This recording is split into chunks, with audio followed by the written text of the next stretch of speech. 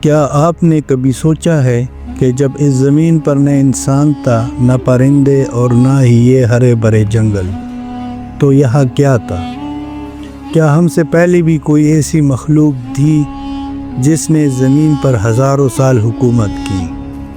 ہماری تاریخ صرف 6 یا 7 ہزار سال پرانی نہیں ہے۔ آج سائنس اور تاریخ کے پنوں سے ایک ایسا راز نکل کر سامنے آیا ہے جو آپ کی سوچ بدل دے گا۔ The 100,000 Year Secret۔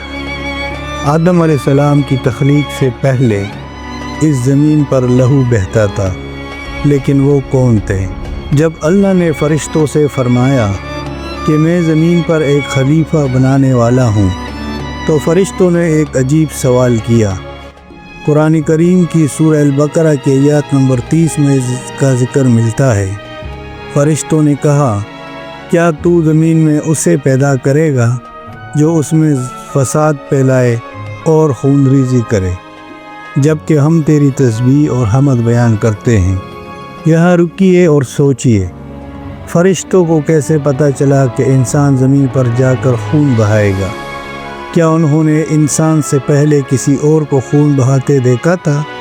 مفسرین قرآن اور بڑے علماء جیسے امام ابن کثیر اپنی کتاب الہدایہ والنہایہ اور علامہ طبری اپنی تاریخ میں لکھتے ہیں کہ انسانوں کی آمد سے تقریباً 2000 سال پہلے زمین پر جنات آباد تھے، لیکن بات صرف جنات تک محدود نہیں ہے۔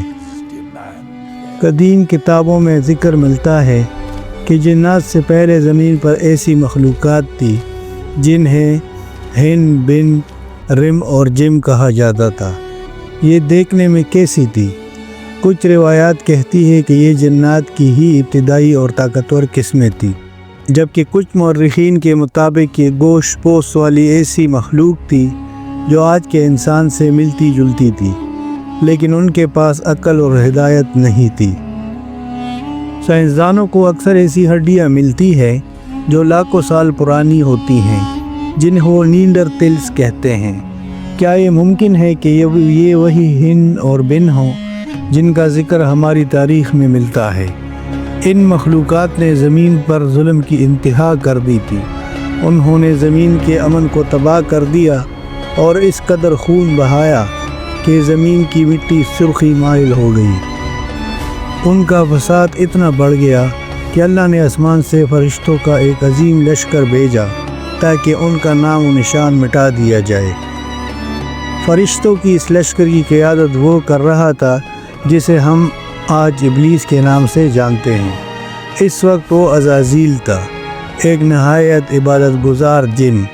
اس جنگ میں زمین کی ان قدیم مخلوقات ہن اور بن کا مکمل خاتمہ کر دیا گیا۔ کچھ روایات کے مطابق انہیں جزیروں اور پہاڑوں کے غاروں میں دھکیل دیا گیا جہاں ان کی نسلیں ختم ہو گئی۔